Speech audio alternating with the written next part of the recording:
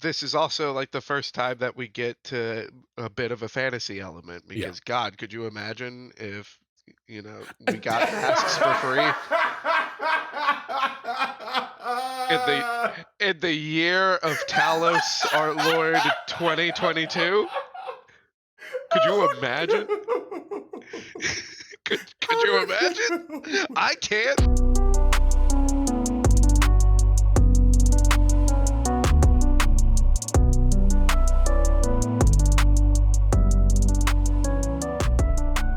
Welcome to Casuals of Runeterra, episode 66. I'm your host, Ryan, here with your other host, Hedge. And to keep on continuing this show's wonderful progress following our recording of Vladimir, we are leaving Noxus and we're not going back. All things in balance. Imbalance. Yeah, one thing we do go back to is housekeeping. We'll never leave that behind. Shameless. You can listen to us everywhere. Follow us on TikTok for clips and on Twitter to keep up to date on episodes. That's at Podcast Core. That's COR. And you can send an email if you want to get in contact with us. That's at podcastcore@gmail.com. And visit the website, podcastcore.com. It's that simple. Has a link to Woo! everything. Leave us, a like, a follow, a short review / comment. Follow us on everything, like everything, comment on everything. That helps. We really appreciate it, especially if you're a long-time listener. Help us out. But the easiest way is to tell at least one friend to hold their breath while listening to the Casuals of Runeterra podcast. Don't do that. Do Yeah, not do that. we try to keep a tight schedule here, but our episodes are definitely a little too long to be holding your breath while you listen to it. So today's going to be a fun one. Once again, our plans were disrupted by the release of another new character and their story immediately. Riot's not playing around. Like, they've been getting out the announcements, and I have the feeling they're probably ahead of schedule, and also preparing for the next season of Arcane, because a lot of this can't be coincidental. But we're Yeah, back in absolutely. Piltover Zaun. Yeah, we're back, and it seems like we're gonna be in Piltover and Zaun until we get the next Arcane. Which, I mean, no, you and I are not gonna complain about as long as we get the next Arcane like Yeah, there's immediately been a afterwards. few stories released that are, other regions for some other characters that when we go back to stories, we'll get you some of those so we can dive deeper. But this one was surprising because earlier this year, Riot for League of Legends released, well, for all their properties, kind of released their League of Legends roadmap. So Wild Rift and League of Legends, sorry, not everything. I forgot how many games they have now, but they said they have characters coming out. And one of those being Renata. We didn't have her name at the time, but we do. Renata Glasc, which is a great Zaunite name. It's perfect Zonite name, and as far as like the actual splash art for Renata too, it screams everything about Zon, which I the aesthetic is there. I just don't. I want to know more as to why we're getting it because I mean Zeri was Yeah. Zon, and Zeri was very much not this. Like Zeri was much more like the Firelight road. A lot more like Echo, where this is very much a different direction.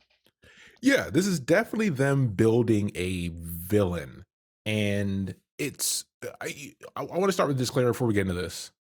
Hetch and I were not shy about bringing politics into the show because one great thing about League of Legends and their lore is that they write politics very well. It allows these worlds to be lively. Although we know in the real world we already deal with enough. Too bad. There's more of And it.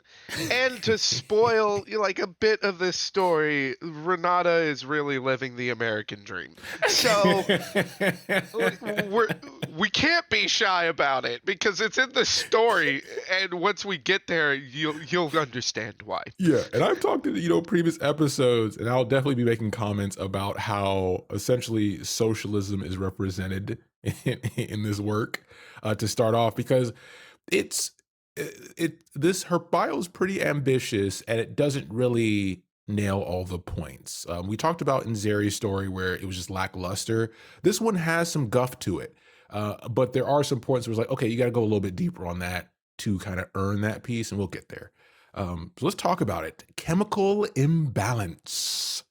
Ah. Yeah. So this is not gonna have Kim Tech at all, right? No, zero chemtech. Okay, perfect. All right. So Renata had a tough life. That's it. Welcome to Zaun. That's the All right. episode. So to wrap this episode up, well, I mean, like the as far as the opening of it, it is the stereotypical, tough life upbringing where it's going to be coming from a poor family. But in Renata's case, her parents were very brilliant and well-esteemed alchemists that used their gifts for healing, whether or not people could pay for it. Yeah. They had a vision to help other people, and they paid for that vision at their own well-being. Yeah, yeah, and it's a very extreme case because it's almost sort of an obsession, right? And that's the point here that first kind of was like, okay, where are you going with this?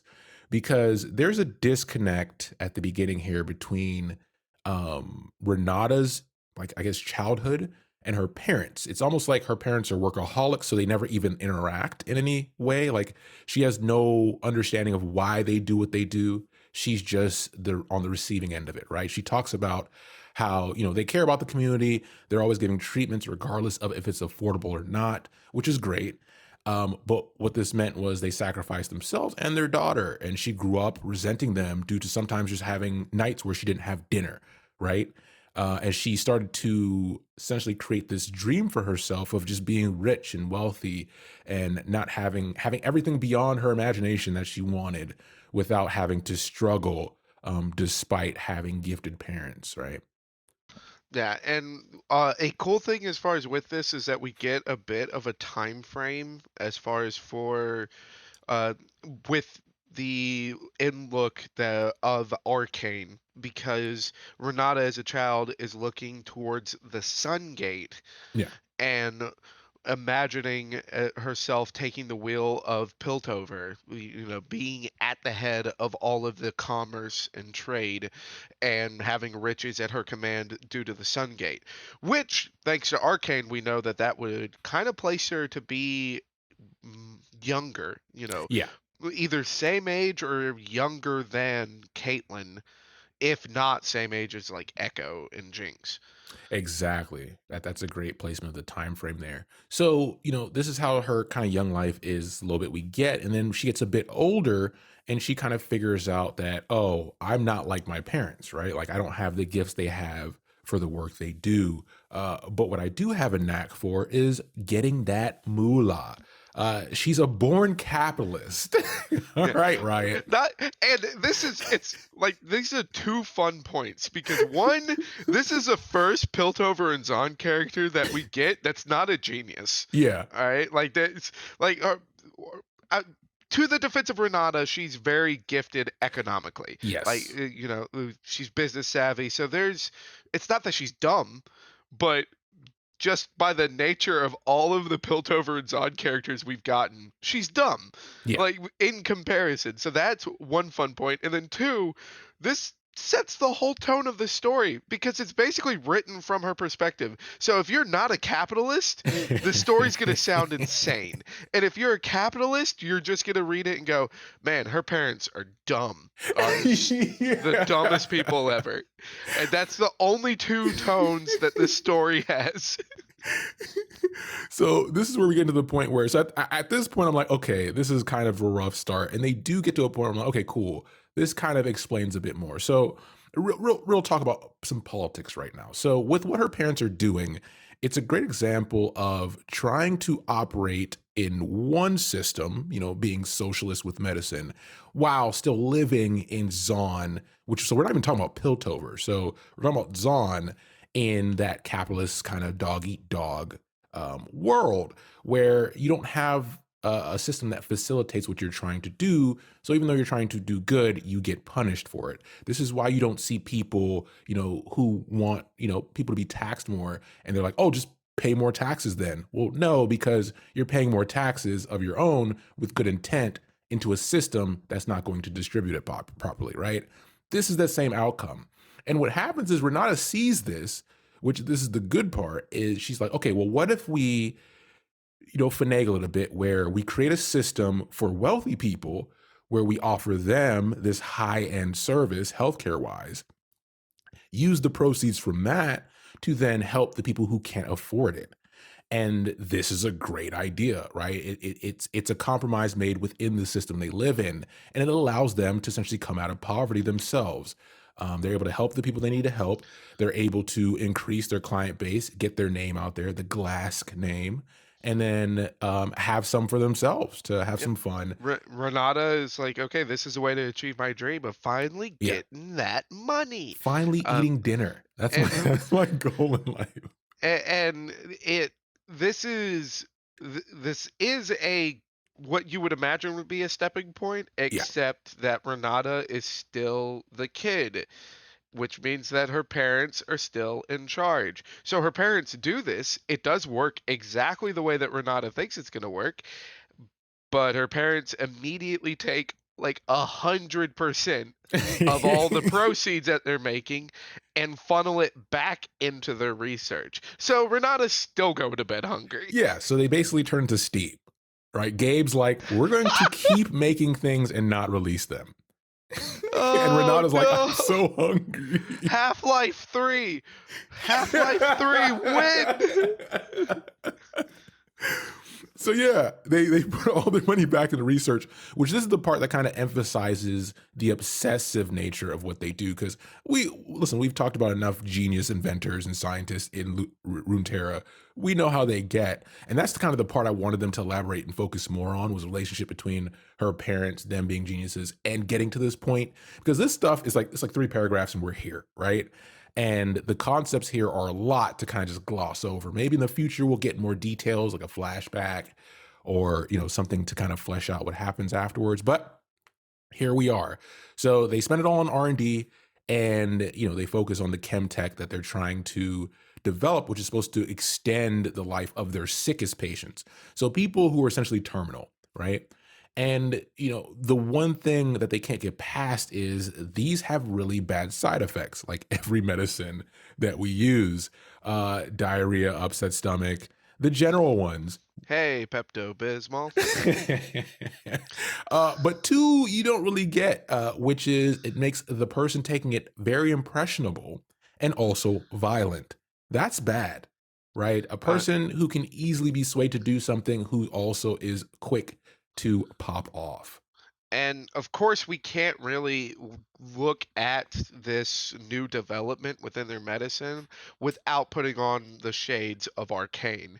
And we do know from Arcane that a lot of the experimentation uh, that Silco has with Shimmer causes a lot of aggression. I wouldn't say necessarily susceptibility because what we see in the show, these people aren't necessarily fully in control of Yeah. their emotions at all. So the fact of having susceptibility, this might be in the time frame that we get to like late Arcane show, but this very well could be Renata's parents experimenting with Shimmer Yeah. with the more medicinal side of it and still can't get past that aggression. Um, but we don't know for certain. It does not say in her bio whether or not that this is Shimmer that the Glasks are working on. But they we have to kind of put that shade on. We have to imagine it has to be Shimmer, right? Yeah, I mean, especially with the fact we talked about Zeri coming out so quickly, Renata coming out so quickly. This is all in service of something, and we kind of have an idea what that something is. So we kind of keep that in the background. Um, but this is where we get our step into the dark side, and this is where we can honestly say there's a lack of parenting. Is Renata now being fed up with her parents, essentially wasting their money? So this is an interesting way of putting it, because even though Renata is coming to a conclusion that still helps the sick people and the poor people, she still doesn't see that as a goal, right? Her goal is to make money, right? And to gain power. So she still sees it as wasting money. So she says, okay, there's side effects. fuck it. We'll sell the side effects. That's a benefit. Everything is a plus, baby. And tell me something more American than that response of just like, what? Okay, how do we sell it? I don't care what the side effects do. Yeah. How do we sell it?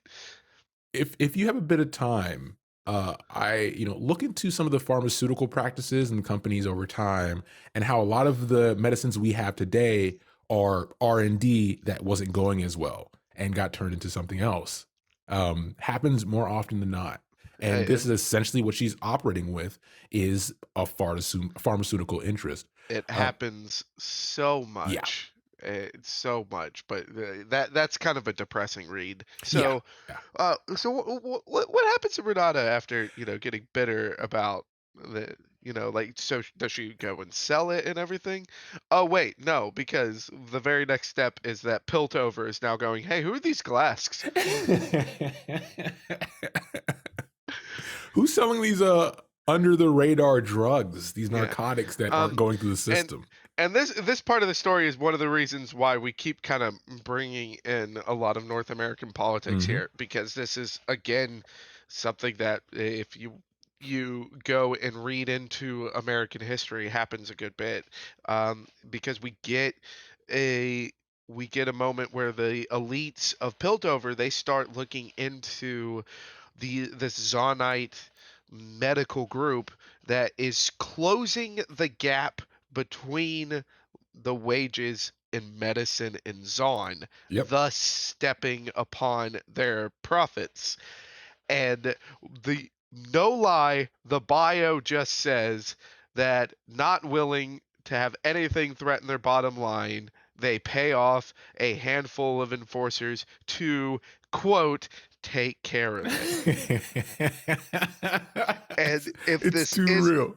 like it's like you can argue all you want that it's not like like this isn't something that happens in the US, and whether or not you want to have that argument is a different thing. This is also just straight up a Hollywood storyline too.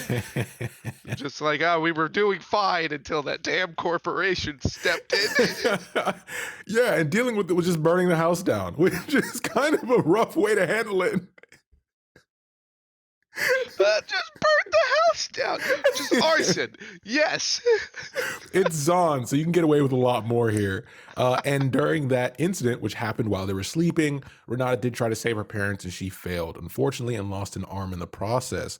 And this kind of takes us to the next point in her life. So let's do a quick recap. We have a seemingly neglected child who then loses both parents, a limb, and is hyper obsessed with capitalism. It- There's your villain story. You did it. It's that simple. It's as simple as that. Like this is just, bullet point one, two, three, done. Yep. Ship it. So she makes it out alive, which is, a benefit there. But one she makes it out with is the remaining research from her parents. And then she has a focus. She's like, that's it. My parents are kind of out of the picture, unfortunately, but my focus from this point forward is money and power, and I want an empire. That's it. Hetch mentioned the Sun Gate. And that's what she focuses on for because one thing we probably should mention in a lot of depictions that we have for Renata and as she is as a character, she's an older woman, so we're getting a lot of her life kind of like fast forwarded through to where we have her now as a character. So this is like young adult, where she's kind of building her empire one bit at a time. She ends up being the person behind the curtains for a lot of small time operations, builds a lot of relationships with the wrong people, but she will still help people in need because, it's in her blood, but at a price. And that price is not free. Never free. And whether or not they can pay in coin doesn't matter to her. It's like, okay, you don't have the money. That's fine. You're going to work for me. Yeah. You can pay, and you can pay in loyalty and in blood, sweat, and tears. And I, I the first thing that I kind of put this to when I read through that is that it's like, okay, cool. Now we're kind of getting into something that's not necessarily Western media at last, Yeah. because my brain immediately jumped to My Hero Academia, and it's the all for one. Yeah. And it's like, okay, yeah, no, no, come here, my child. I'll take care of you, and I'll steal your quirk, and I Yep. will become all powerful. Exactly. And this is where Renata takes another step into the darkness, is that with this train of thought, she's essentially become too smart for her own good, right? She's too consumed by the system. And she starts to look at the environment around her and she sees a lot of genius in Zaun. And she sees that as a rare, lucrative commodity, something that hasn't been commoditized yet in these slums. And she devised a plan to essentially invest in these, destitute youths with talent for innovation at a cost, right? And this is where she essentially stumbles upon indentured servitude, which is bad. This is bad. Uh, Especially being from Cuban descent, I have a lot of very personal feelings towards the idea of indentured servitude. My grandfather directly went through it, so yeah, it not good, Yeah, not good. not good. It's one thing to always seek some type of payment. It's another thing to prey on marginalized, vulnerable groups for your gain. Because the next thing we find out is after she stumbles across this plan and puts it into action, profits start to skyrocket because that's essentially how slavery works. You have no bottom line. Yeah, I Everything's mean, profit. yeah, if you don't have to pay your workers, where's that money gonna go? To my offshore account, of course. Um, Exactly. and we do know, thanks to especially now that we have new stories like Zeri and Renata coming in, is that there is no shortage of genius within Zaun as far as when it comes to the use. Uh, we talk a lot about the Zeri and Echo recently, thanks to Zeri's story, but we also know from Arcane that people like Victor were picked up at a young age from Zaun before going to the academy in Piltover. So these young kids can do a lot. Like they're not just, playing around with their toys. They are truly making a lot of innovative work, and Renata is exploiting it. Yeah. Yeah, it sucks to see, but at this point now we're getting to some character building. Was like, okay, this is how you build a villain, and we'll get to the end and we'll have a little discussion on where we think this is going. Hopefully, because I think a lot of people have been on Twitter lately, like, this story has made a lot of people feel a certain way for good reason, but there's still more that needs to be fleshed out. But this profit is directly what leads her to finally stepping out of the shadows and establishing Glask Industries. So it's built on blood money, baby. And she purchases not one, but many in the future, many factories that hold this name. And that's when she starts manufacturing her high end chemtech products that she's advertising to the wealthy. Yeah. And this is also when she officially becomes a Kim Baron. A part of this expansion is that she does end up butting heads with the other Kim Barons. This is something that I like about her story, which is that she's butting heads with these other Kim Barons and then she buys them out. Yeah. Like, it is not a thing of like constant hostile takeovers, which a lot of like the Runeterra stories kind of lean more towards. Yeah. So this is a refreshing thing because so much of the story is built into the idea of capitalism, and Renata doesn't stray away from that. It's like, hey, look, no, no, no, you've got a fine business going on here. So instead of butting heads, what is it going to take for me to get you to be a part of my company? Like, that is very much sticking to her character. But the this expansion means that once she expands big enough into Zaun, she's got to look outside. And what's the closest city? Piltover, baby.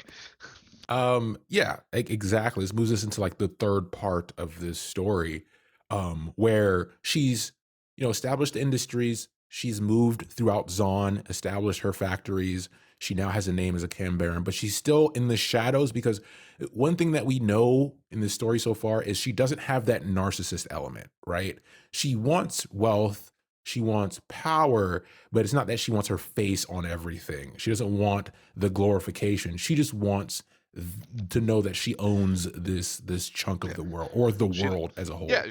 she doesn't care what picture is on the $100 bill. She just wants Exactly. as many of them as she can get. Great way of putting it. So we now move into the incident that kind of rockets her into the stratosphere, which is one day there's a chemical accident, which that always happens, but this is one of the biggest ones that have happened in decades in Zaun, and it causes a big issue. And immediately she moves Glask Industries into action, and what they do, they send every resident of Zaun a free mask with filters so that they can breathe. And free here is definitely in quotation marks because if you've been listening up to this point and you don't understand, she does not like socialism. Yep. And this is also like the first time that we get to a bit of a fantasy element Yeah. because God, could you imagine if we got masks for free in the year of Talos, our Lord 2022? Could you imagine? Could you imagine? I can't. All I right, can't. episode's over, man. I gotta go cry now. I don't know how I did not even think of that. That completely out of I'm sorry. all the deep thought while reading this, that did he oh my goodness. I'm sorry you had to figure out this way. Could you imagine? I'm sorry you had to figure out this way. Oh Microsoft my goodness. Listeners, Microsoft bought Activision and Blizzard, and we still didn't get masks. okay, listen. Retroactive trigger warning. The elements in the story. Uh, That's too good. Yeah, it's definitely a fantasy element. But yeah, she sends masks to every individual. And now she's essentially established herself in the mainstream as this benevolent leader of this company that cares about the people of Zaun. And now she has ultimate loyalty from the people of Zaun. And this is the first time that even shopkeepers are starting to appreciate her designs and they're starting to actually fill their stores with them. So now glass industry products are everywhere. Not just that, even events. What you would consider a fashionista, or people who are like influencers, want all her stuff. They love her stuff. They want to go visit her galas. They want to sit in her opera houses. And, that's not her plan. She doesn't care. It's all icing on the cake at that point because what started this off is what she cared about. Because her true goal is to own the fucking Sungate, right? Remember, big picture here for her. And because if you own the Sungate, you own the flow of trade, and that allows you to control the world. We've talked about the Sungate in other episodes as well. Listen to all of our Arcane stuff because the Sungate is talked about in Arcane.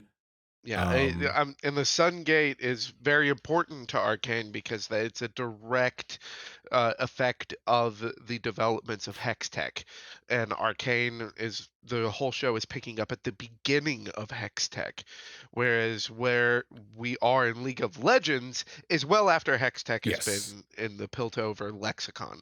So it's a very important as far as to the show of Arcane. So if you listen to those episodes, we definitely hit on it. Um, but I mean, now this really is uh, the kind of penultimate point of Glask Industries, where Renata really is at the top with her company, and this is the first time that she actually has a chance to stake a claim to the Sungate, and that's kind of where her story ends, except with this nice little so sinister yeah, mention that every Glask product has the test medicine that her parents were working on, side effects and all, ready to be used. So if anyone's a Futurama fan out there, it's kind of like how all the robots are like under the doomsday button that mom has, where she could just instigate a revolution at the push of a yeah, button. And Renata is straight up doing that, except without the jokes. yeah. She's essentially holding Zaun hostage without them knowing it. And this is the part of the story. Now we can kind of get in the reflection point of this kind of how everyone is. I think everyone's having this visceral response to this bio. It's both in my mind lacking, but also has a sort of genius to how it's written because people love the character design, right? It's a lot different from, League doesn't stray too far, right? Doesn't stray too far with their designs, but this is a lot different from how they're presenting it. Her kit is a lot different for what it does, and then also her story has some elements into it that are very dark, right, and are very real and close to home when it comes to these things. So that, and then you even factor in this is clearly prepared for some involvement in Arcane. If she doesn't show up in Arcane, it'd be kind of wasted at this point. I know Uh, uh, production doesn't happen in a 100%. year, but even a mention of her name or a quick glimpse of a poster or something, I think she'll have to play into it A because of this 100% wasted. influence. And this last bit is the part that's like, okay, that's a huge thing. So Renata's done some shady shit all the way up to this point, but nothing America hasn't done. That last part, that last part is something villainous because she's essentially saying that with all she's done, she's not ready to lose at any cost. If she loses, everyone loses. And that's a personality trait up to this point we weren't really aware of, is that she's willing to make that type of sacrifice. Which is it's Yeah. concerning. It's like it puts her in a point now, in my opinion, where as a character, and this is the part where it's like, okay, what's going to happen next? As a character, redeeming her is essentially gone. You've gone to the point of no return. Yeah. And like I mentioned when we were talking about the initial growth of Glask Industries under Renata, like I was mentioning how it was refreshing that her takeover into like becoming one of the head Kim Barons was still under that capitalist mindset. Like there wasn't, sending hit squads to all of these priority targets and just, blood flowing through the streets until she won. She was still doing it in the business savvy way. And this is the first time and that they kind of mention that she's ready to kill. Yeah, And it's a really big scale that she's planning to kill on too. Like this yeah, isn't a thing of like, oh yeah, I have like trained assassins with these priority people in mind. No, I'm gonna kill everybody if this goes south. All right, so you make the deal or we're all dead. Like and that's kind of like the scale is way skewed in yeah. that regard. But I think it's important, like you mentioned, that it makes her unredeemable. Like we know that this is going to be a villain, Yeah. and there's no way to stop it. Um, There is one way, but I won't oh, reveal that here. oh, And I'll let Hetch know oh, off of the call here. But uh, once we get more stories, because I want to withhold my opinions on this overall. Because and Hetch, I'll get I want to know what you think overall as a story because this was definitely something that immediately I saw the Twitter comments about people not really liking the story much or having a sour taste in their mouth. I started reading it. I had that same sour taste. That's why I start off this episode kind of giving you the feeling I had. And then as I read more, I was like, okay, it's getting more rounded. And then where it leaves off is like, oh, okay, this is a big story. So it definitely leaves me in the place of let me have some more first before I give it any hard concrete. Oh, this was a bad one, yeah. right? I think one, the fact that you can give a story that is still coherent while giving a sour taste is a sign of a good story. Yeah. Like all good stories aren't supposed to make you have a fuzzy feeling Yep. inside. There's an entire, like talk to any horror fan, and they'll let you know that like some of the best horror movies kind of get under their skin, but like they enjoy it because it's making their skin crawl. Exactly. Um, Now I do think though, one, I find this entirely refreshing because every dark story that Riot has given us in the world of League of Legends so far has been more of a fantasy Yeah. angle. Like there are some really heavy hitters as far as story wise when we look at like the Shadow Isles and Bilgewater, even in the Freljord. Yep. Like a lot of those stories are dark. Like there's no fuzzy feelings, but they're very fantastical. Like I know none of that could happen for real. Yeah. This story, there is so much that I can point to and say that crap like that happens for Yeah. real. And that's like, and I think that's one of the reasons why we're seeing such a visceral reaction from people. But for me, that's refreshing. Yeah. It's like, okay, great. Piltover in Zaun is supposed to be the advanced city of this fantastical world. And if it's going to be more advanced than this like kind of medieval world, it's supposed to look more like ours. Yep. And I think that that's good, but I do need more because otherwise, as refreshing as that angle is, it, Renata's story is not that unique once you think about it in real world terms. Of like, yeah, every corporation in the United States of America has some kind of dark element to it. There are so many clickbait stories for any company that you can search on that's going to show you the dark underbelly of capitalism. So this isn't unique when you think of it that way, and therefore I need more. Beautifully said, my friend. And with that, thanks for listening. We'll be back soon with another episode. We mean it this time. We do mean it this time. Take care, everybody.